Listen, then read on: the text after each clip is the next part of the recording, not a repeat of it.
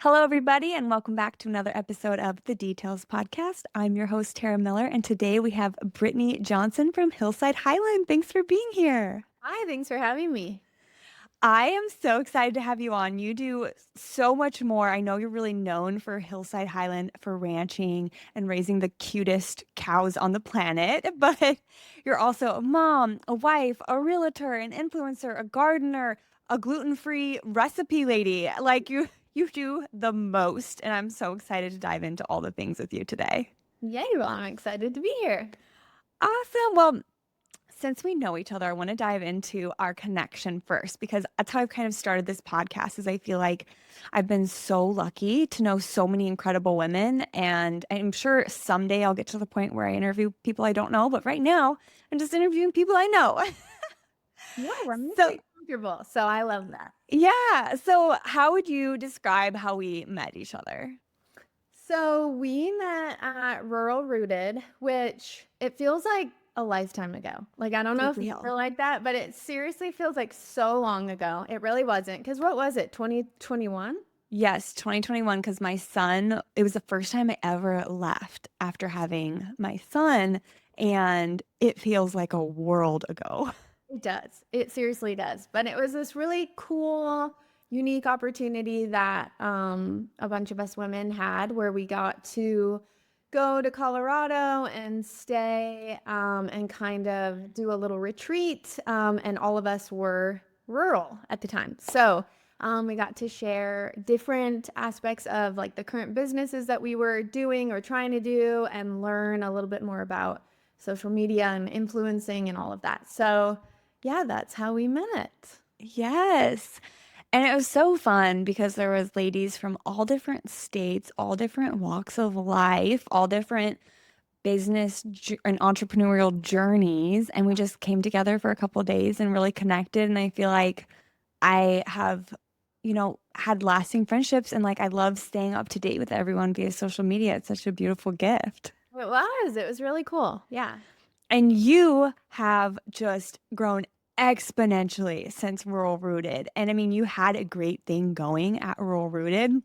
And I remember when I first saw you, I was like, oh my gosh, this girl's so stylish. I bet she's like a fashion blogger. Cause I didn't know everyone when I arrived at Rural Rooted. Like I knew Natalie who was putting it on.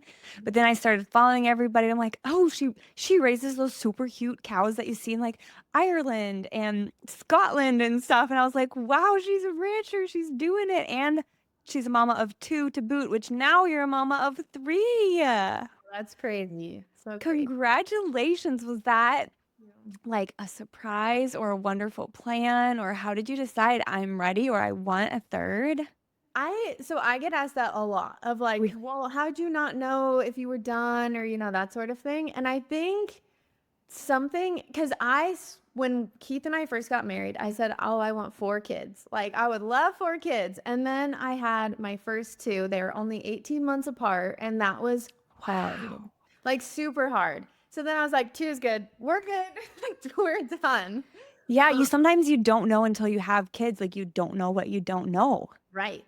And it was such a busy season. And that was all like pre-ranch where I was working a full-time desk job. And I just was like, I'd lost my dad and was super overwhelmed.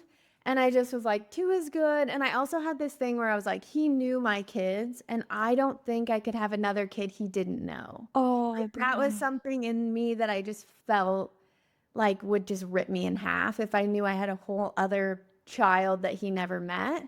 And so I kind of was like, we're good. Our family feels complete. And then we moved here and life just keeps going, right? Like there's so much life after loss.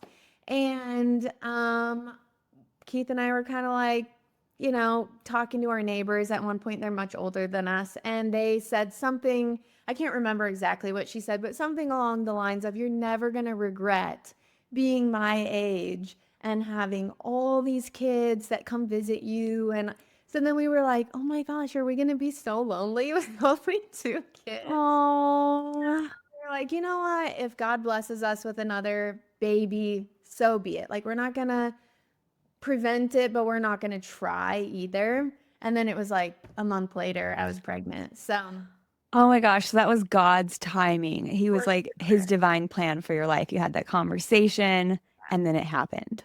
Yeah.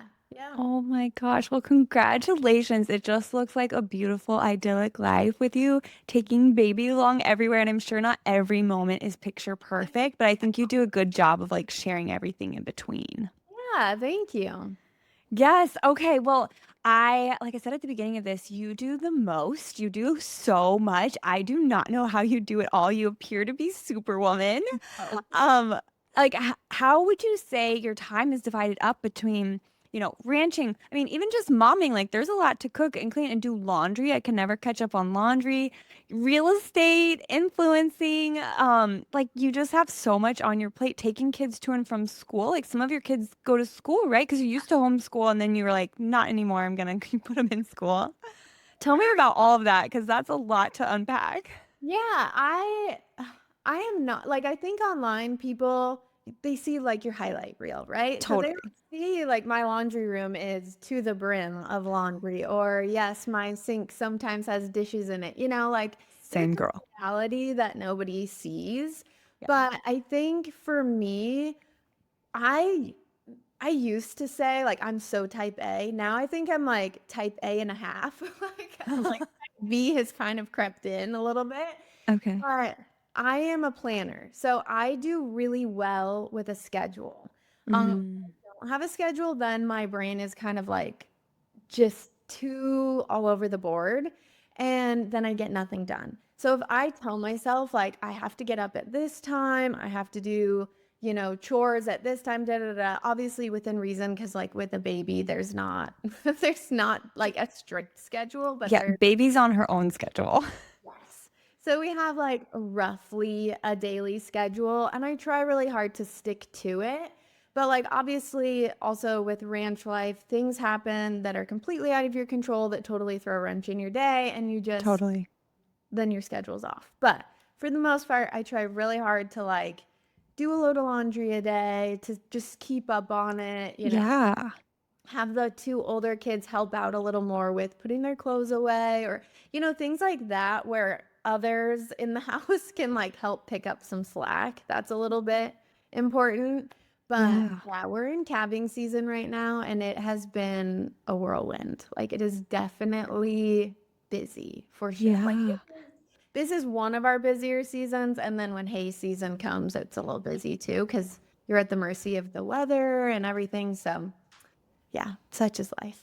Yeah. Literally. Well, I love that you said you do one load of laundry a day. I should do that. I always feel like I'm so busy during the week. I save laundry till the weekend and it just piles up. I should try to do more throughout the week for Yeah. sure. And I used to be like that, and sometimes I still am like that, depending on like if I'm showing houses or something like that, and I just can't get it done, then it just is what it is. And I think for me, I had to kind of like let it go too, because Mhm. my mood is so dependent on my house being clean. Like if my house is not clean, I am like crazy lady. Like I can't handle it. So Yeah. yeah, just trying to keep up on it just to maintain the mood of the house is important. For sure. Just to feel like you have some sense of organization. Like I feel like house clutter is like brain clutter for me. 100%. Yes. Love. Okay. Well, you mentioned, you're in the middle of calving season, but sometimes you have to show a house. How do you schedule that out? Like, are you a week out? Are you a month out? Or are you like, this is our calving season. I can't show houses during this time. Is it like a seasonal thing or is it just like sprinkled in with whatever you can fit? It's kind of sprinkled in because with real estate, it's really on the fly. So if somebody texts, calls, and they're like, I want to see this house and I'm free tomorrow, Yeah. you either have to say, like, I'm willing to lose that client to just focus on the ranch stuff, which that does happen, Mhm. or you have to kind of say, okay, let me do some chores a little bit earlier. I'm free between this window of time, and then let's go out and do it. It's a little bit more difficult. I didn't even think about this when I decided, okay, let's just be a realtor just like for funsies. Because it's obviously not my mainstream of income. It really is like something on the side because I love design, I love houses. Like that to me was always very intriguing. So I just thought, oh, why not? Yeah.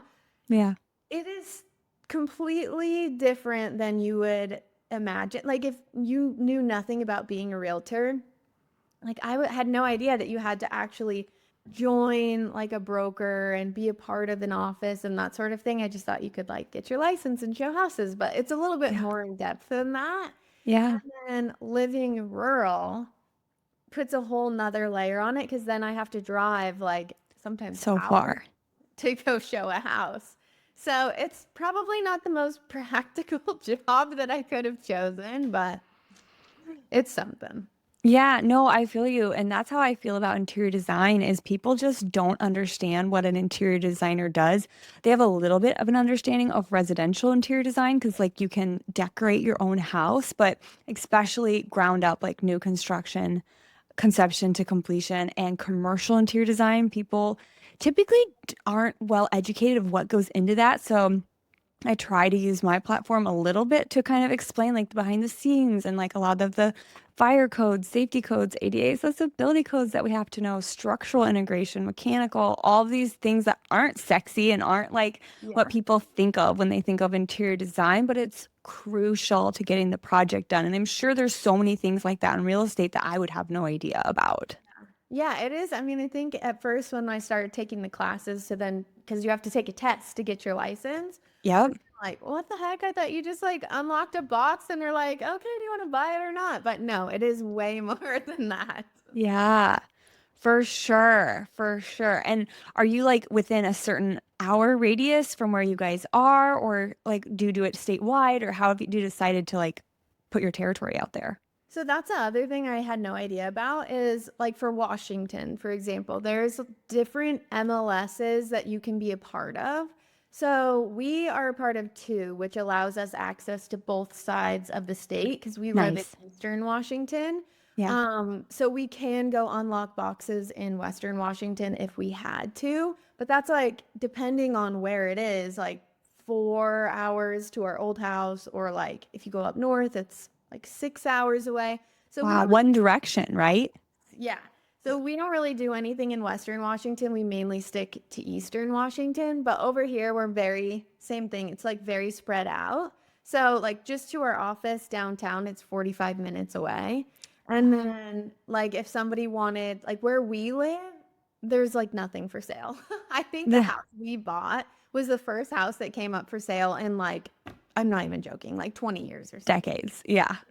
So there's like nothing around us. So you definitely have to commute like an hour plus to go show a house. So Wow. yeah. And that's like obviously you have to keep track of your miles and your Mm, gas and like everything. But for sure. Okay, you said that you guys had an office 45 minutes into town. Is that like your guys' office, or is that through the realty and you like rent a desk there? How does that work? yeah, so you can rent a desk. I don't, or Keith and I don't, because Keith is a realtor also. So we're technically a team. So Love.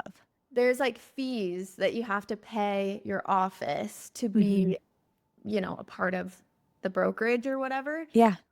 So yeah, you can have an actual desk there, but I don't. And then they do like office meetings every Tuesday, so you can go in, which is actually kind of nice. You can do it online or in person, but it's Oh, nice to nice. be around your other agents just to build a relationship. Mm. And then just keep up on different law changes and all the fun stuff that nobody cares about. All the nitty gritty that it takes to do your job, right? Yes. Awesome. So how long have you been doing being a realtor now? Just a year. It's Oh my only been a gosh. year. But Keith and I mean, we've kind of been in and out of houses a lot for like during our marriage. And we've always really loved that side. So Yeah. for us, we've been a part of several real estate deals, more or less, just Hmm. agent for the last year. Yeah. It wasn't totally new to you. No, no. Totally. Okay.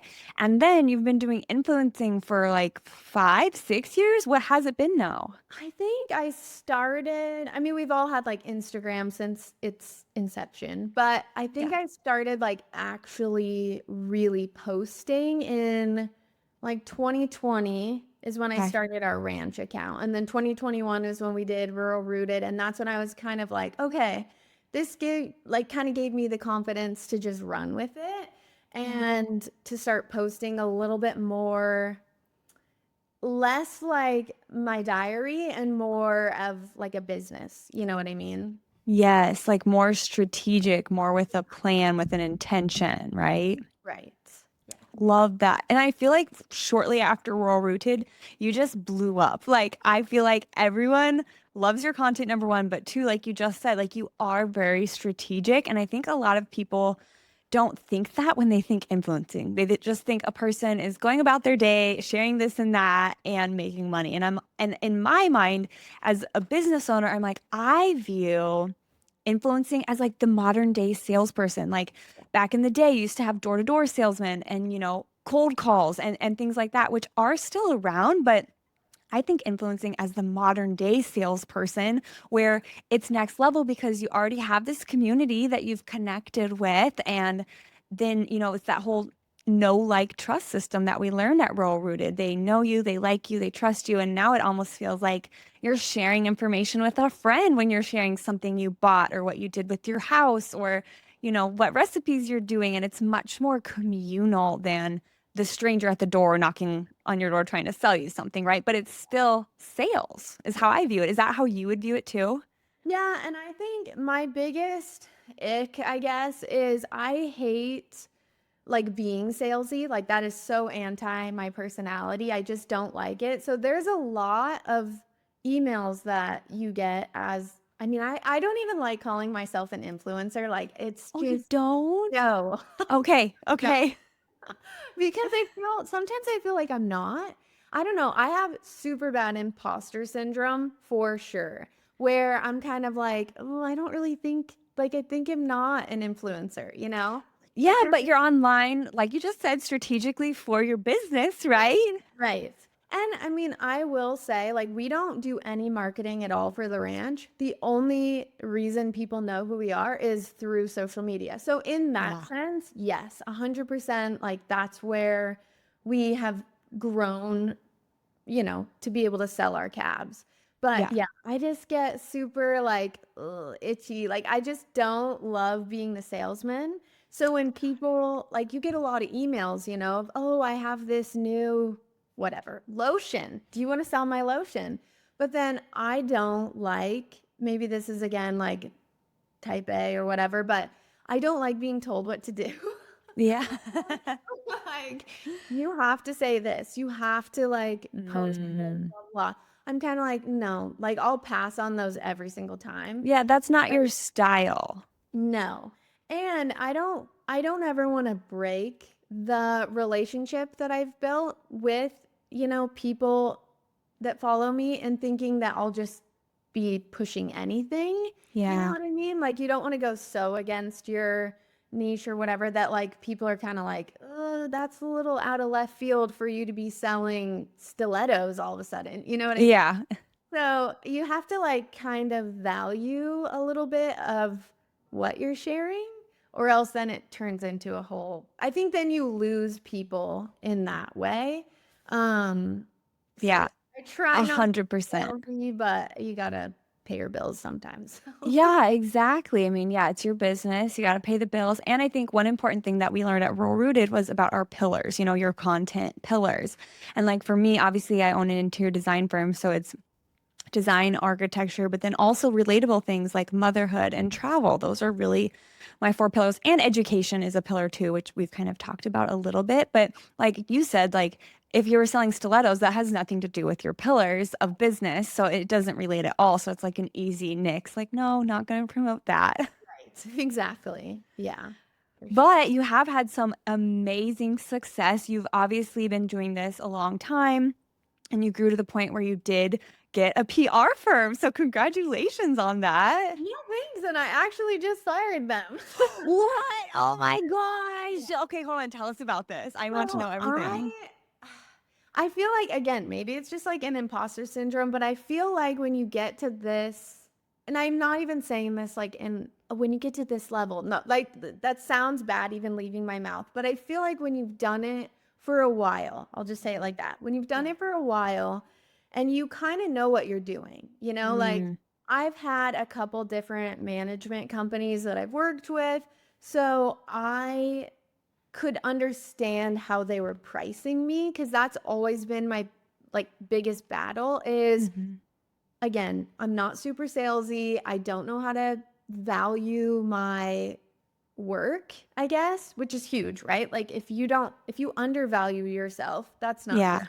If you overvalue yourself, you're not going to get it. So You're not gonna get jobs. Yeah. it's this super fine line. And then also, it's all over the board, like literally all over the board. Like you might get a deal from, like, for example, Land O'Lakes. So they reached out to me. They didn't even reach out to my manager, which Mhm. that's another thing is companies will reach out to me, but then I'd have to give percentage to the management company.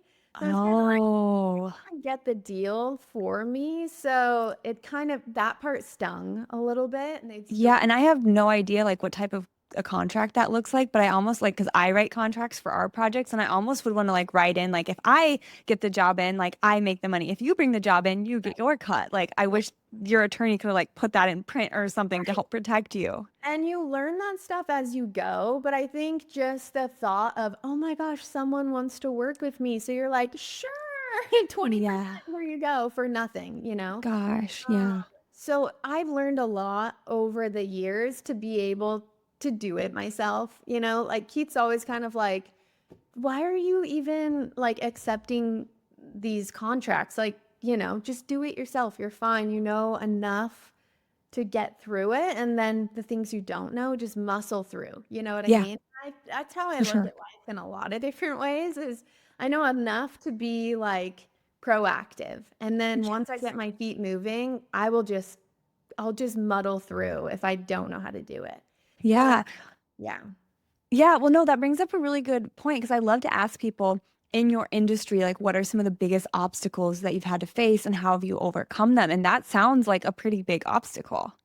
Yeah, I think with ranching in general or agriculture in general, it's a really hard industry to just break into. Mm, Um, we are very, very blessed to live in such a community with really, really down to earth people. Like, we live in a very small town. There's not even a stoplight. I think the only light is the railroad crossing. No love. bus stop is nothing. So, you know, you get to really know your neighbors. And Hmm. so we are fortunate enough to have really good people that are non-judgmental and that will help you if you really need it. Um, Nice. but I feel like sometimes, and I'm not saying this about every rancher farmer by any means, but there are some people out there that are like definite gatekeepers that don't want you to know what they know because they feel like, oh, you're new, you're going to ruin the industry, you Oh, know. And I remember when we first, even here, when we first moved out here, and people were like, you have the furry cows? Like, what? You're not running something eggs? different. Yeah.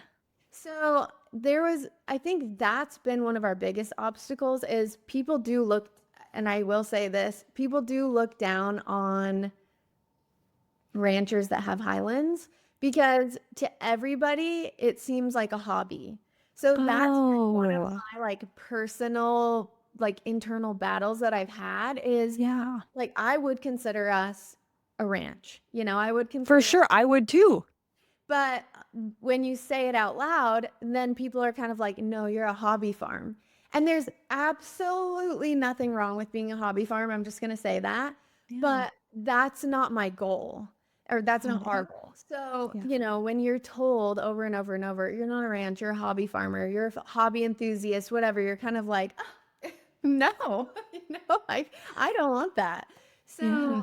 I think for me, I was kind of like, okay, for a little while, I was like, I want to be done with the Highlands because I want, Really? yeah, because I really took that on and felt like, Oh. oh, I don't want to be known as a hobby farmer. You know, I like really took it personally. So, You felt like people weren't taking you seriously within your own community? Oh, that's hurtful. and Yeah. so, I mean, again, it's a hard industry to break into because you're dealing with an animal that, you know, some people don't like on the internet, not in our community, but there's a lot of people on the internet that don't love the fact that you eat beef, that you know, raise animals for beef or consumption of whatever. So that part is another kind of thing. You have to build a lot of thick skin when you're in Yeah. agriculture because there's so many keyboard warriors that are like, you're murdering, blah, blah, blah. It's like, no, their lives serve a purpose and it is to feed families, you know?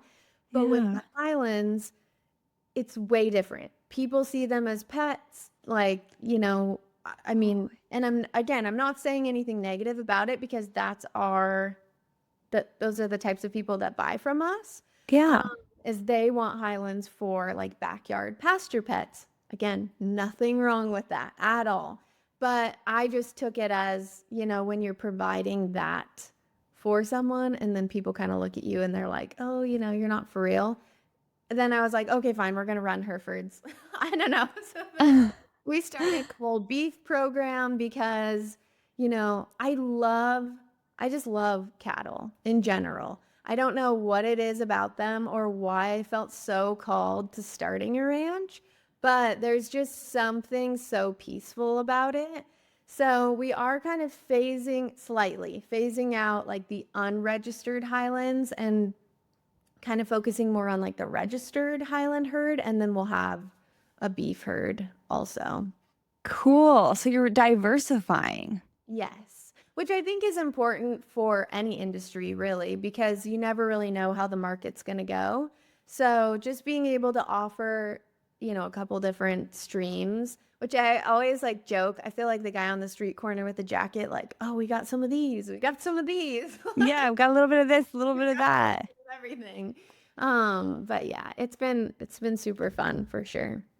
Love that. And this is something that you guys are going to have for generations. I know you show, your kids involved with chores and helping and doing stuff around the farm, or not the farm, the ranch. And I mean, it's definitely something that you guys are going to keep going for a long time. And to your point, like it's not a hobby farm or a hobby ranch. Like you guys are in it fully. And it's how you make your income. It's your way of life. It's your passion. It's what you want to do for the long haul. And I think that shows a lot of heart for sure. Yeah, it's been really cool for sure.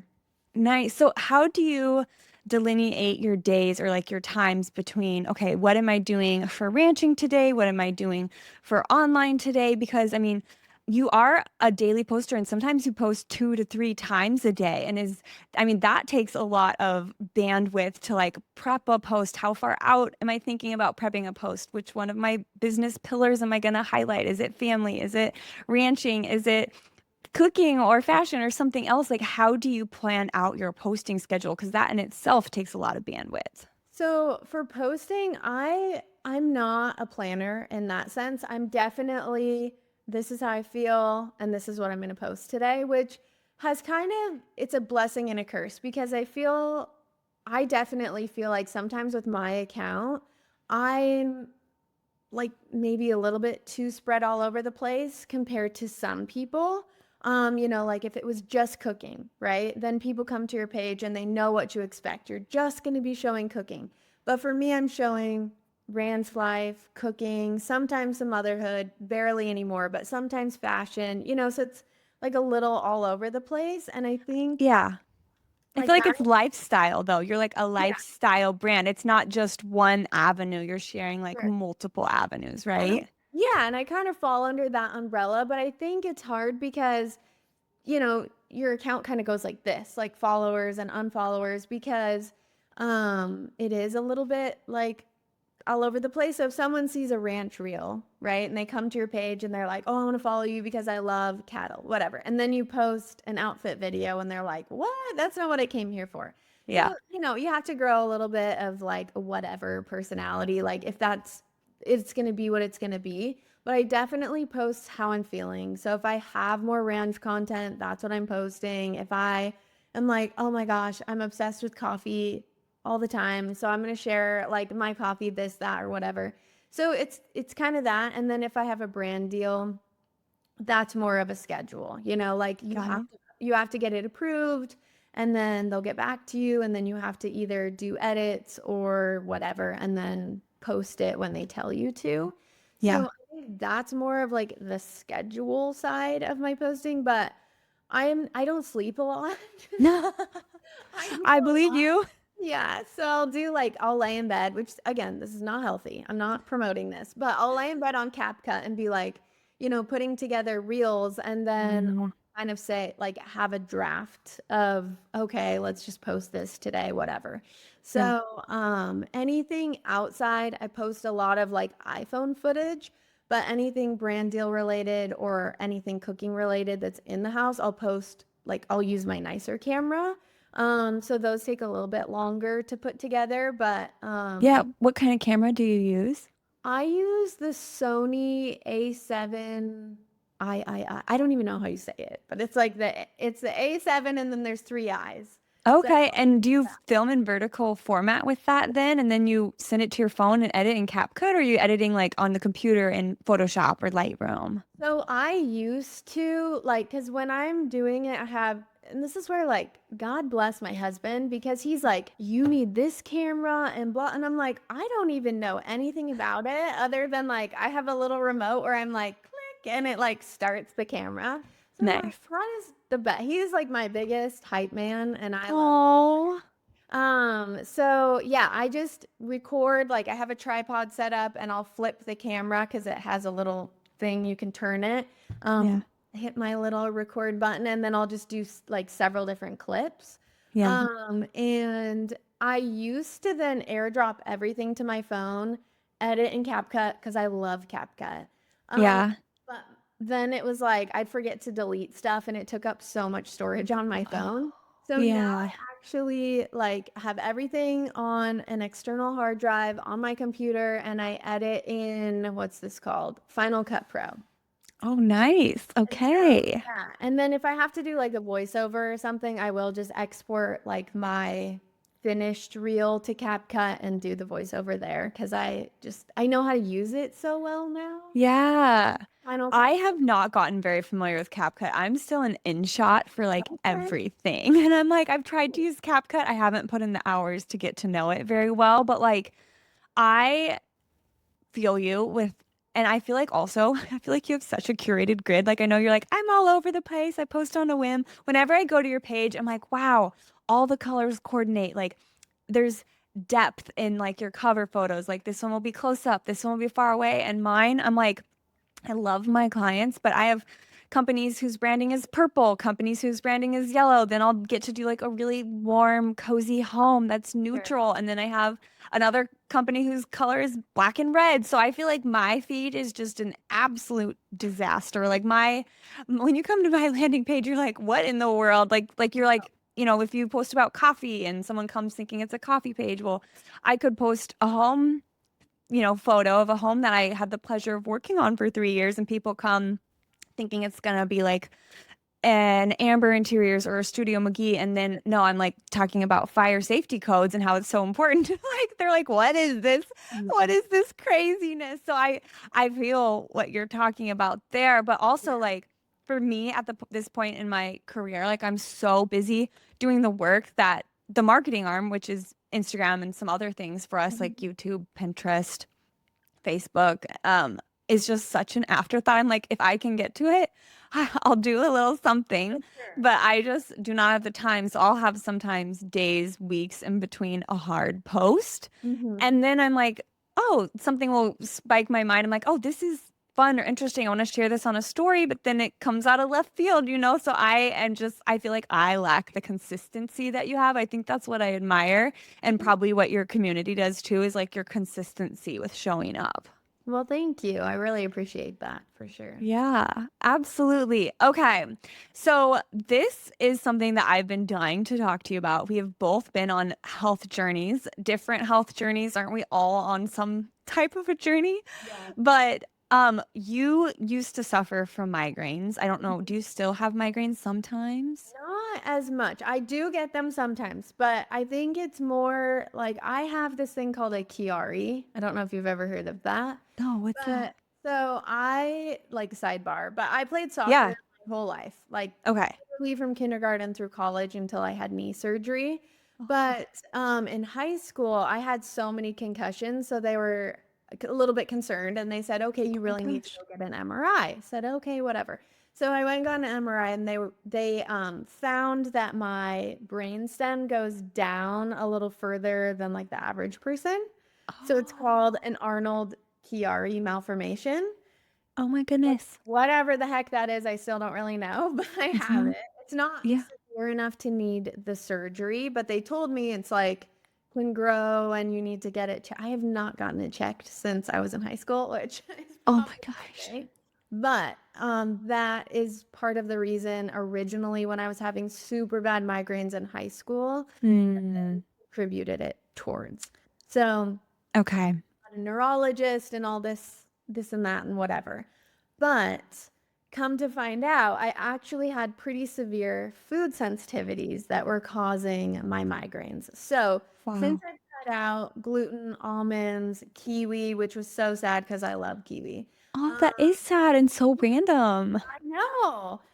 Since I cut out those things, I actually don't have them as much. Because I'm literally, I'm not even joking you. I was having migraines every day, like literally Same. every day. I think I would have anxiety if I didn't have, which again, so bad, but I would have Excedrin with me 24/7 because it was Oh, the yes. only thing that would cure a headache. I would have it. Oh, really? Yeah. Excedrin wouldn't cure mine. I have had migraines since I was a toddler. Yeah. And yeah, in high school, I was just constantly eating ibuprofen, Motrin, Excedrin, migraine, anything to like help try to bring it down, but nothing brings my headaches down unless I sleep it off. Until I got this like dissolvable pill that my doctor gives me, and lately it hasn't been working, and it's wild because it had like worked for the past, I don't know, 10 years, Yeah. but it's not something you want to take daily, like No. Excedrin or No. something, because Yeah. it's terrible for our gut lining and all the other things. But okay, is migraines what started you on your health journey? Because I know you've really dove deep. No, so I am vain because I started getting like massive acne and was like, okay, now game over. I have zits. I'm getting myself healed. Yeah, There wasn't even, I'll live with the headaches, but I won't live with the zits. So got it. I guess I it love was it. just vanity.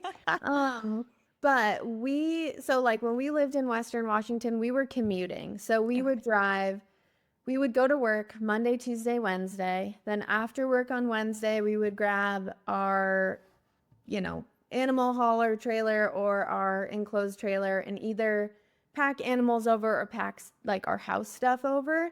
Then we would go to the eastern side office Thursday, Friday, and then Saturday we'd spend at the ranch. Sunday we'd get up and go all the way back. And was this pre or post kids? Because that's a lot. This was with the two first kids. Wow. And that's why Okay. we homeschooled, is because like I couldn't put them in school. So Yeah. we were working full time and then I was homeschooling and we were moving. And we did that from January to November of Wow. 2021. How did you work full time and homeschool full time? It was impossible. Like it was literally impossible. And that's why I was kind of like, I can't do this. Um, Yeah. and we Well, because both, I have tons of friends who homeschool, and I'm like, that is so beautiful, but they're stay-at-home moms. Like, they yeah. they aren't working a full-time job for a trucking company Yeah. like you No, were. it was impossible. Like I would Oh, try and schedule in like, okay, we'll do because with homeschool, and I'm not saying it's like fake school at all, but like it's just not as long as okay. like, and I hate saying real school. It is real school, but you know what I mean? In-person school. Yes, there you go. Yeah. Um, so it just is not as much time because you can crunch it in. There's no recess. You can take lunch whenever, you know what I mean?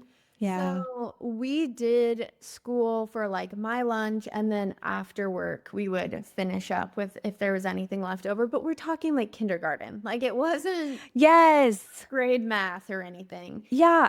And Um, can I say something real yeah, quick? Because we have thought about homeschooling, and like almost every single time that I've even like said, hey, we're considering homeschooling, people are like, oh, well, I could never teach geometry. And I'm like, it would be preschool. It yeah, would be preschool yeah. people or And kindergarten. you like don't I think people forget that the world has changed since COVID. So much is online now. Because my sister-in-law, I mean, she's very smart and she homeschools all three of her kids. But Amazing. her oldest now does a lot of like online or there's like little co-op groups you can join that you're Yes, there's a lot here in Omaha. yeah. So it's not all on the mom. And I still say, like, Washington has really bad public school education. I'm sure Oh, in specific cities it's a little bit better, but overall, there's just some certain things that we don't feel that our kids should know at the age that they're at, that our state teaches. So if we did not have the private school option literally right around the corner, I would homeschool them, hands okay. down. But yeah, I love the option that we have for their schooling. That's So awesome. they'll go there for as long as they want to. Love that. Okay. So you were doing that for a year, Yes. and then you were on your health journey because of the acne. Yes. And And then so, where did that health journey take you? yeah, so when we were traveling back and forth, obviously we weren't eating super great. So I noticed my headaches were like picking up pretty bad because we were in the car a lot, packing a lot of snacks. Keith has celiac, so he's been gluten-free Oh, since. he does. I did not realize that. Yeah, so it was Okay. actually like terrifying. So while my dad was dying of stage 4 colon cancer, Keith was having all these weird health issues. So we were Mm, like, I was super hypersensitive. So I was like, okay, you're going to the doctor. I don't yeah. care, whatever. So he went to the doctor. They did a colonoscopy and an endoscopy, and they Hmm. found he had celiac disease. So he has known since I think 2017 about Okay. that. So, Okay. and because he's celiac, like we can't have gluten in our house. So, Yeah. No cross contamination. no, like I am not joking you. When he got out of his surgery, the doctor sat me down and was like, if you don't like stop feeding him gluten, he will die. And I was like, Oh what? my I know. gosh. So I was That's like, an overnight life change, like overnight. immediate. You go home and you open your pantry and you're like, it's all poison. And Yeah. literally. That's how I feel kind of right now about food, and I'm not even celiac. Like I'm looking at red dye 40, yellow Oh, dye yeah. 1, like all these things that are in our food, thickeners, emulsifiers, and I'm like, it's all poison. I can't eat anything. I Like I'm a little overwhelmed right It's now. such a rabbit hole. And like with the gluten thing, you kind of don't realize it's in seasonings. It was it was Yes. everything. We had to get rid of our toaster, our cutting boards, any wooden cooking spoons, everything. Everything had to go. So it was number one, gluten-free, eating gluten-free. If you're like buying the pre-made stuff, it's expensive. Like it's Yeah. not cheap.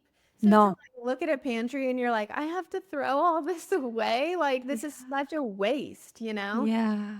So we did that, and then while we were traveling, you're not eating great, you're super stressed, and then we lived here for like once we finally moved in and we were switched offices, and then we're here like Mm. as our residents. Established. Yeah. Then I started getting horrific acne. And I've always kind of struggled with acne, so it wasn't like I've never had a pimple, you know what I mean? But it was Wait, and like, I was just thinking that. I was like, I feel like I've never seen you with acne, so you must oh, do a great job of hiding it. I hid it. And I was so Wow. self-conscious. And that was when like filters were a little bit more like acceptable. So Got I it. was like, filter everything, which is also bad. Wow. It's so bad for your own self-esteem. Because to like look in a camera and you're like, oh, I look so good. And then you look in a mirror and you're like, I don't like the way, Oh, you know what I mean? you're so beautiful though. Thank you. But Oh, so then I was getting really bad rashes. Like okay. that's when I was Oh, like, what is going on? I had oh no. super bad dermatitis. Wow. So I went to the doctor because it was like super painful. I'd never had it in my life. Oh And my they were like, gosh. okay, you need to like switch out all of your products. So I Okay. started down that rabbit hole first. Was it like makeup products, moisturizer products? Is that It what was we're talking about? it was a little bit too harsh on my skin, like Okay. just stripping it because you're like, oh, put on all these things to dry out my Dry acne, 'em out. Okay. and it like created all these other issues. But Yeah. rabbit hole further on, I was totally had mold poisoning. So I had Oh. parasites. I had I'm about to do a parasite cleanse next. That's yeah, next up on my journey. yes, it's life changing. Like it's I've so heard you. crazy. Yeah. Tell me Yeah. about yours. So I don't love going to the doctor. Like it's not my favorite thing. Who does? Yeah. So there was a day I was out doing chores and I was just like walking out in the field and I kept getting these really weird, like dizzy spells almost and like really weird heart palpitations where it felt like my heart would like skip beats or something. Oh my gosh, that's And scary. so I was turning on the water and then I like jumped over the fence and I was gonna go like check cows and I Okay. like fainted backwards into the water trough. Like I didn't even really remember, just like stood up and was like, I'm in the water trough. That's Oh so random. my gosh. So I like walked over, like my boots were like splashing water out, and Keith's like, "What is happening? Like, why are you soaking wet?" I'm like, "Oh, I think I just fainted in the water trough." And he's like, "What?" So his face alone, just like the fear, Concern. yeah, Yeah. was like, "Okay, something's wrong. Like I can't live like this." So I went to the emergency. He took me to the emergency Oh, room. that's so kind of him that he like was like, we need to do something about this now. Yeah, Like, we're not gonna wait and just you had a bad day, like let it right. pass. Like he didn't Yeah. brush it under the rug. Yes. So he took me to the emergency room, like our very rural small town emergency room. And we walked in because I was like, I don't want to go to the hospital. Like, this isn't a big deal. So we You're went, downplaying. You're like, it's nothing. I don't want to be a burden. I'm a woman. I don't want to burden anyone ever. no big deal. Yeah. So they had like a walk-in clinic on the side. So I walked in. I was like, hey, I'm having these weird symptoms. They're like, yeah, no, you need to go next door to the ER. So I was like, oh, okay. So I Go. walked into the ER, told them my symptoms, and they were like, crowd red. And this lady came out of nowhere with a wheelchair, like scooped me up and was like rushing to the back. I'm like, what the hell is happening? Like, I'm What? fine. I'm I'm on okay. the edge of my seat. Yeah. And then they put all these things on and they were checking my heart. And then they were like, you're fine. And I'm like, I know. I've been telling you that. But They're like, Keith's but like, you just code redded me. yeah, I know. What? Which you make me the dramatic one here. Oh my Um, gosh. So they're like, you're fine. Like, there's nothing abnormal with your heart. So I'm like, Okay. so You're I'm like, oh, not like actively like fainting all the time. yeah. So they set up an appointment. I went and saw the doctor, and she totally kind of gaslit me and was like, oh, nothing's wrong. You have anxiety. Like, you just have anxiety. And I'm Don't we like, all? I was like, yes, I know that. Okay. I'm a mother. I'm a human being. Yes. So Oh, I was like, I'd rather go a little more natural anyways. So I went to a naturopath and then he did like the just right off the bat, his thing was you have to do food sensitivity to even be like a patient here. So I was like, great. love. So he took blood from my ear, which I'd never had done before. It didn't even hurt. I was like, oh, What? so interesting. Yeah, he like had like a little pricker thing and he pricked it and put it all on these strips of paper and sent it off. But he was very like I would consider myself an all or nothing type of a person, but he was like way all or nothing. So we didn't vibe very well. Because Oh, he got my food sensitivities back, but he was more like, no, you need to eliminate groups of food instead of like types of food. So he oh, eliminated like all grains, all I can't even remember what it was, but it was very strict. So I was like yeah. dairy free, gluten free, just felt like I couldn't eat anything. Literally. And that's so hopeless. Yes. And actually, like hindsight, I do probably feel like that helped me, like Yeah, just probably did. a lot of the inflammation I had going on. But I then switched to a functional medicine doctor, and then she did a lot more like fine-tuned testing. So I did a gut test, which had like the parasites, the mold, the heavy metals, all of that. Yeah. Um, food sense, food sensitivity And can testing. I ask you a quick question? And we don't have to put this in the podcast because I just did, or we can, I don't care. Yeah. You let me know. But I just did like a stool sample test. Is that what you did for your gut test? Yep. Okay, okay, okay. Yes, Yeah. go on. I was like, did we do the same thing? Okay. Yes. Yeah. So that's always nice. You have to take your poop in a box to FedEx and you're like, here, do we have worms? Yes, you do. I hope not, but yeah. Oh my So, gosh. yeah, I did like all the testing, which then she gave like packets of information of like, okay, these are the specific foods you shouldn't be eating, and this is like the specific parasites that you have, and it was very tailored to Oh, me. wait, they got that from your gut test? Yes. Okay, because mine didn't tell me that from my gut test. Yeah. It was like very, very succinct. And then it was like what types of mold, what types of metals, like I was full of BPA. Thank you, 90s moms, for that, because Oh everything my, was like microwaved in plastic. yeah. So that's how I actually found out that I had a lot more going on than just like, Acne and migraines. right.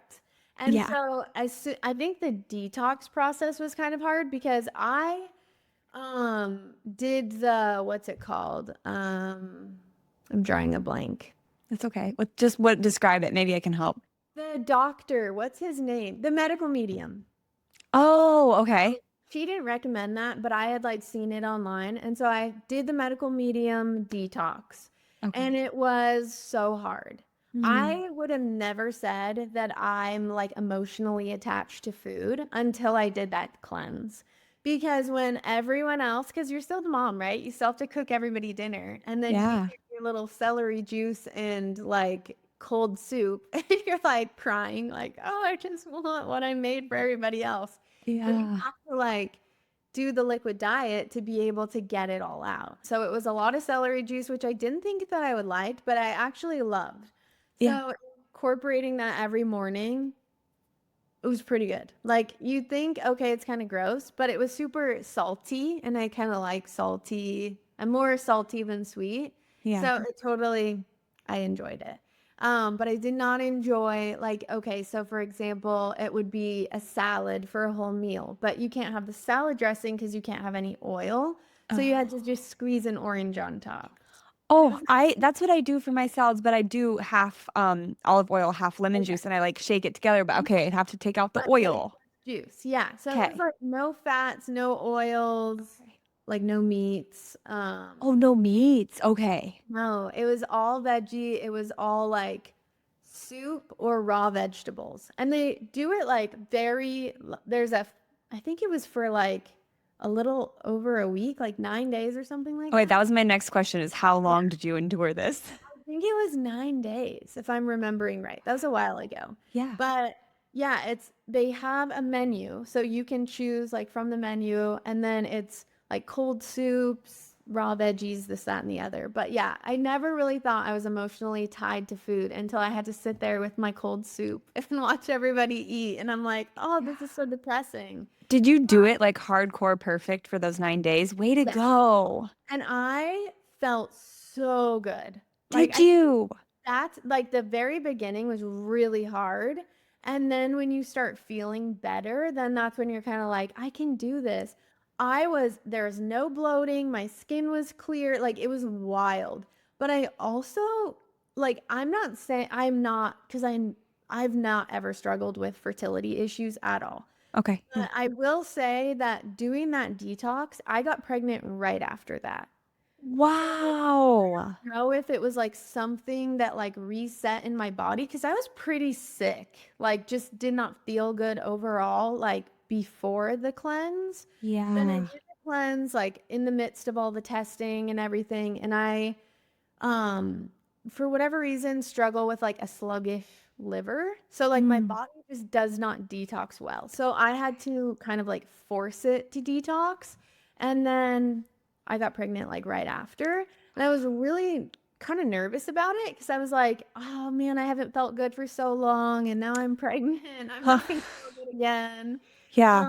Um, but like health wise, I was the healthiest I have ever been when I got Amazing. pregnant. That's Like amazing. during my pregnancy.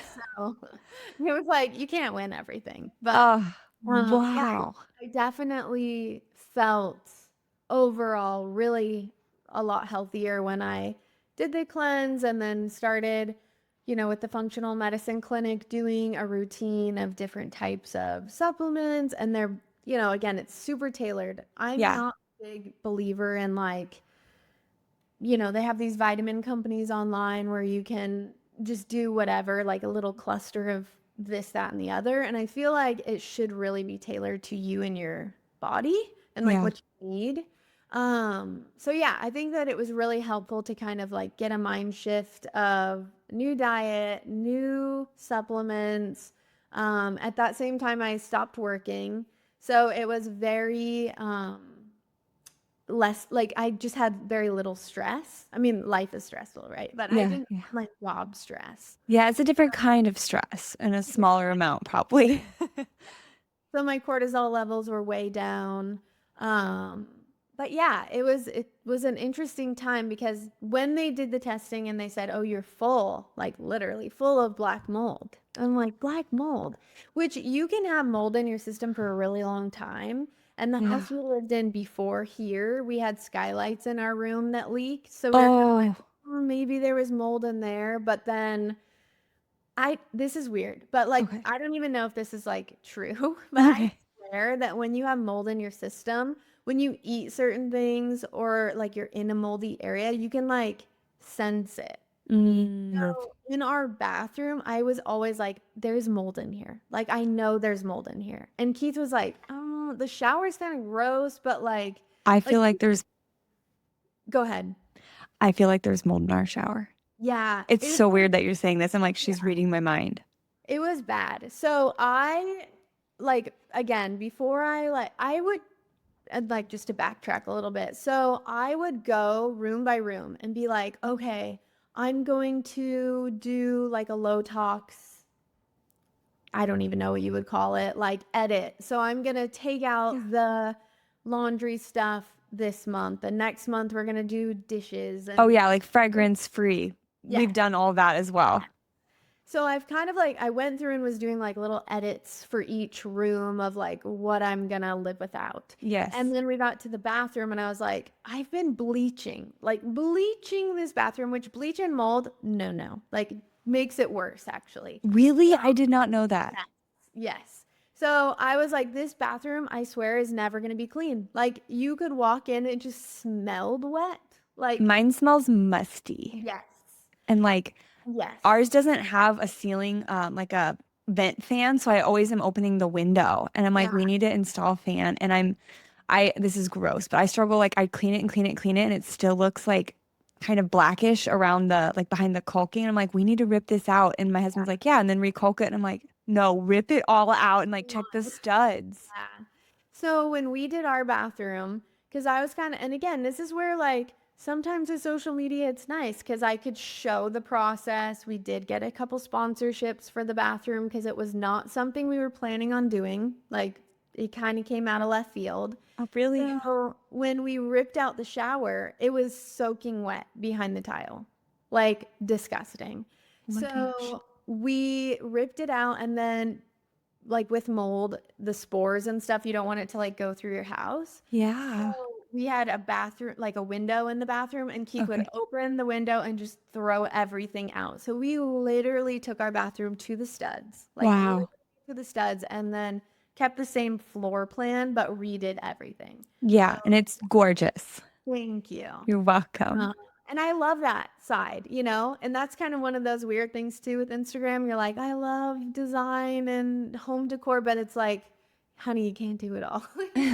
Like, so yeah, it's fun to kind of like sprinkle it in every now and again, but it's definitely not a consistent thing anymore. Yeah. So was there black mold behind the shower? Yes. Which it was super bizarre because, you know, like you have your shower head and the faucet, and then that shower, like before we changed, because we did change the shower, I guess, but it was literally like a diamond. Yeah. And there was like an old school, you know, those like glass doors from like the 90s, We have one. Yeah. like on a frame, you know. Yes. But they Yes. had like the tile around, and there was just literally like the smallest little rectangle above the door, and that's the only airflow that For was. ventilation. Yeah. Oh my God. Everything was like the tile on the ceiling, walls, everything, and it was slate, so it was super Wow. porous. And so when we ripped it out, the water, like they did it really old school where it's like the bladder and then they did cement on top. And Yeah. because our house, it was built in 2006, I think. So it's not Okay. ancient by any means, but Yeah. whoever did the tile in this house did not do a great job because we've redone all the flooring pretty much because it used to be like big tile and it was orange and just not the vibe. Not the vibe. They were all like popped up and stuff. So for whatever reason, same with the shower, it like got under the concrete to where like the bladder is, and it was just around the door. But like the water never even hit there. So it was leaking somewhere like and then towards the door and it would just sit there. So Oh, we ripped out our shower. We were using our son's bathroom during the whole process. And by the time Keith finally got to the shower part to rip it out, we hadn't showered in there maybe for a couple weeks at that point, and there was yeah. still water. Oh my So gosh. yeah, it was super moldy. But as soon as we took all that out, a lot of my symptoms started going away. So Good. bizarre. But Uh, yeah, I really think I just had super high cortisol, really bad like mold toxin exposure, and then yeah. parasites. Oh Definitely. my goodness. That's a lot. That's a lot on your system. I should send you the results that I got back from my gut sample or stool sample or whatever we want to call it. But oh my goodness. Well, my husband doesn't know it, but we're going to be remodeling our showers sooner rather than later. It's been on the to-do list, but now it's higher priority. Yes. Well, you don't have to pay a designer, so Yeah. there's money there. Oh my gosh, so wild. And so now, like you said, you did the food cleanse and then you got pregnant, you felt the best you ever did. You remodeled the shower, so you got your mold out of your house. You've had the baby. Now how are you feeling with your health? Like that it's been a Yeah, it's been while. kind of like up and down. So like full disclosure, with my first two kids, I didn't really breastfeed because I was working full time and Yeah. I don't know, I like just didn't, number one, I probably didn't try hard enough to be Mm. honest. Because pumping at work is a full-time job, like in itself. Yeah. And yeah, it just was really hard. So this is the first baby that I've ever like exclusively breastfed. Yeah. And it is amazing how much like it strips you and gives them. Yeah. So I think just staying on top of my own, like making sure I eat really well still, that's hard for me That to is hard. be consistent with my meals. Yeah. And I notice, like, if I don't have eggs for breakfast, I will not have enough milk at the end of the day. Like, it's Oh bizarre. my gosh, it's wild you say that because if I don't have 3 eggs for breakfast, I will most likely get a migraine that day. Like if I'm Yeah, like, oh, I'm in a quick, like I have to get to a meeting, I'll just eat a quick gluten-free granola bar. I will like get a headache or a migraine by 2 p.m. It's like yeah. without fail. Yeah. Yeah, it's super weird. And eggs were one of the things they originally told me I needed to eliminate because I Okay. guess with like egg whites, I forget. There's something about the egg whites that's like Huh. not great for, I can't remember what it is, but there was Something. something about egg whites where she Okay. was like, don't have them. But I eat 3 eggs every single morning Yeah. with cottage cheese and then homemade toast. And Nice. yeah, if I don't have that, then I just don't have enough milk. So Wait, it's can you send me your homemade toast recipe, please? sure. Okay, thank you. Anything by the Loopy Whisk, 10 out of 10. The Loopy Whisk. I need to write this down. Like her bread recipes are amazing. And they're pretty easy. So Okay, it's I'm gonna weird write because you this have down. to make like a gel with psyllium husk and water, but that's like I swear it tastes like real bread. Oh I my mean, it gosh. is real bread, but like gluten bread. Amazing because I feel like, and I've tried dabbling with like gluten-free breads, store-bought. I haven't really tried to make my own yet, Yeah. but they just taste like cardboard and sand is how I And try they to go describe it. stale so fast, so fast. But yeah, look it up. That's my pizza recipe every Friday is from her, and then Love. yeah, for sure. And didn't one time you told me that Kristin Cavallari taught you how to cook? Is Yeah, she gluten-free or does she have substitutes or? it's gluten free. So Oh my gosh. when we first found out Keith had celiac, for I Yeah. think that's when like she came out with her first book or something, and I remember because I guess maybe I'm like very uncultured, but I was like manchego cheese. What the heck is that? Yeah. 'Cause we were dairy free for a little bit too with him to kind of like calm down his gut. And Yeah. so her cookbooks are gluten free, dairy free. Oh my And gosh. I so need to buy yeah, them all. me how to cook. And I guess I owe her for that. Oh my gosh, I love that. Shout out Kristin Cavallari. That's Yeah. amazing. Okay, so I have to know. So eggs, cottage cheese, and your homemade bread. What are we eating for lunch? Lunch is hard. So I feel like with lunch, I don't know. Because that's I'm the not hardest meal for me, and that's when it I has usually skip it because I'm like, oh, I can't think of anything to make, and then I get a headache because I skipped a meal. Yeah, it has to be either leftovers like from dinner, but if Okay. I don't make enough for everybody, because like my kids have leftovers and Keith takes leftovers to work. So if I don't have enough, Yeah. then I have nothing. So Yeah. usually my go-to is like tuna, because Oh that's like yeah. super easy grab and go type thing. Yes. And then I'll have like a can of olives. I love it. Wait, do you put tuna on like a gluten-free cracker or just straight tuna? Bowl. So I make my own mayonnaise. So I'll Love. usually do like tuna with the homemade mayonnaise, and then I kind of make it like a little bit weird. So I'll do chives in it. Okay. If I don't have like fresh chives in the garden, I'll just do freeze-dried chives that we have. Love. Do chives, a little bit of garlic and onion powder, salt, pepper. Love And onion powder. then sometimes I'll do a little bit of like sesame oil Mm. and little smoked paprika. Jazz And it up. yeah. Yeah, we do fancy tuna here. Oh my gosh, I love it. I've the only tuna I've ever done that I thought was fancy is when like you buy the packet from the store and it's like open your little tuna thing, add in the green whatever, and squirt your mustard, your mayonnaise in and stir it up. I know. I used to just be simple, pickles, mayonnaise, mustard, and I haven't done that in a while. Oh But my gosh, I love it. yeah, that's just an easy like go-to. But hope like usually I have leftovers and that's my lunch. Yeah. Well, and high protein too, which is, I feel like I've been noticing I need higher protein meals to keep Yeah. my migraines at bay. So that's amazing. Yeah. And then dinner, you said you usually eat, sorry, I interrupted you. Go ahead. Yeah, it's for me with my headaches, it's like high fat, high protein. Yes. So Okay. brain food.